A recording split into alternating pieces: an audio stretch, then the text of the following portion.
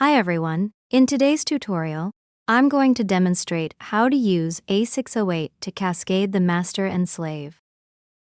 First, create a new wiring with two controllers in Seekway Magic Player. Click Setting. We can add a controller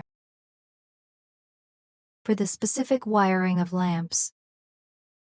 Please refer to the previous video.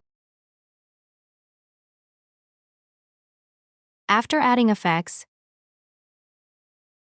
click Output SD file. Wait a moment. Click Copy. Select Master Controller. Click ComFire to copy the card. Wait a moment. Click Output SD file again. Wait a moment. Click Copy.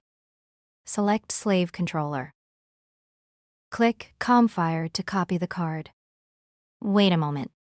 After the output is completed, inset the SD card into the card slot and then power on.